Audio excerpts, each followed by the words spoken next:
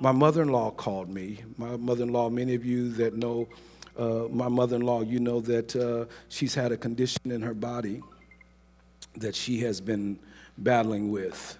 Out of almost 50 years that I've been with my wife, my mother-in-law has never asked me to go to the doctor with her. She calls me and she says, hey, will you go to the doctor with me? I have an exam that I have to take. Will you go with me? Absolutely. I'll drop everything and I'm there. I go to the exam with her, and I didn't realize that she really wanted me to go because she was afraid of the procedure. They were going to insert dye into her body and put her into this machine for 45 minutes and scan her body. But the issue that she was having is that her veins are so thin that you can't get anything in her veins. They call them rotating veins or something. They just move. They're so thin. And so I watched her, Glenn, go through all of this pain. She was just they just picked her and picked her and picked her. And so I'm sitting there and I'm thinking, okay, I don't want her to go through this by herself. I can't stop them from finding stuff. I mean, they couldn't get it here, they couldn't get it here, they couldn't get it here, they couldn't get it here, they couldn't get it here. And so I knew that I couldn't stop her, Tiffany, from going through her go-through. If they were going to do what they needed to do, Deacon Bob, she was going to have to be extremely uncomfortable. But I discovered that what I can do is hold her hand through it. I'm just holding her hand. And I think about that's all God says I want to do. I just want to hold your hand. I'm not going to stop you from going through what you're going through, because I'm shaping you in that. I'm framing you in that. That needs to happen in order for what's next in your life. In order for you to give me the glory, in order for the testimony that you're going to have, I'm not gonna move that from you. I'm not gonna move it. I hear Paul saying, I had a thorn in my flesh. I went to God 3 times and said, God, will you remove it? And God says, no, I'm not gonna remove it. I need you to understand that my grace is sufficient for you. For in your weakness, my strength is made perfect. And so you're about to experience my perfect strength while you're walking through your weakness. But I'm not going to leave you out there just to deal with this by yourself. I'm going to hold your hand, Paul. And I realized with my mother-in-law, there was nothing I can do, Glenn, but I held her hand. And I held it any kind of way, whatever way she wanted to do it. And I said, Ma, if you want to squeeze it as tight as you want to squeeze it, you squeeze it as tight as you need to. Don't worry about me. And there were those times that she squeezed it really tight. And then there was those times that she let up, but she wouldn't let go of my hand and I wouldn't let go of hers. I need you to understand that God, no matter what you're facing, church at Galatia, God is trying to let you know that you don't have to doubt him. You don't have to deny the fact that you don't have power. I've got you covered. Just don't allow distractions to stop you from loving me, serving me, doing what you've got to do. Don't forget about God. In other words, all that he's saying is that I don't want you to forget about God. When did you stop believing God, man?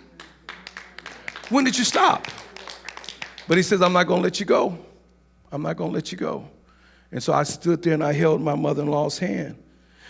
I switched positions. Sometimes I was doing this. And I knew that there were those times, man, that she was going through, man, and they couldn't find it. And she was, oh my God, it reminded me of when I was in the hospital with my mother, just walking through these moments. And sometimes all you need to understand is that, yes, it's an uncomfortable moment. Yes, the enemy is trying to get you off. Yes, the enemy is trying to discourage you. Yes, he's trying to frustrate you. Yes, he's trying to agitate you. But God is not going to let go of your hand. Because the thing that you're going through, you've got to go through that in order to get through this. Let me end with this and I'm done. They went, Mama Taurus, and they took an exam of her, and she had to go back to get that exam validated and verified. Before they sent the exam, or before she went back to the exam, she goes to emergency. The emergency doctor says, are you sure you've got 4-stage cancer in your lungs? He says, because I don't see it. No, listen to me. There's more to the story. She goes to get the exam. Before the exam gets to her doctor, she ends up in the medical emergency for something else. But while she was there for something else, they checked her and they looked at her, and the doctor says, Miss Armstead, I just got some new glasses and I paid a whole lot of money for them. I see very, very good through these glasses. And I'm telling you that I'm looking at your exam and I'm not seeing any cancer in your lungs whatsoever. This is the distraction. Now, the report that she looked at, or that they got for her before the other doctor, her doctor could see it. When her doctor got the report said that she had it. But that was before she went to the doctor in the emergency, and the doctor says, I don't have it. So between the time that I went with her and the time that her doctor got the report, there was a doctor in the middle of all of it, and he said, I don't see what they see. And this is how the devil does you. See, the devil will tell you that, no, this is the report that's true.